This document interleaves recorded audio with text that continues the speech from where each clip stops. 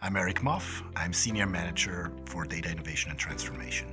Me and my team in Schindler are responsible to build the people and the processes to help embrace analytics culture throughout the company and make it available to the whole workforce in the US.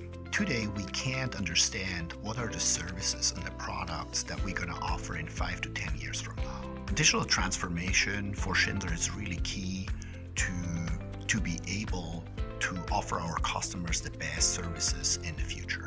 Our job is to work with senior management to help them on their journey to transform with their teams so that they can lead their teams to allow them to make decisions based on data rather than on gut feeling, for example. With Click, we were able to bring all our data together in one platform. When you suddenly see ClickSense dashboards popping up in many different parts of the organization, right? Suddenly dashboards are being used in meetings, right? Instead of PowerPoint. It's amazing to see when transformation happens, right?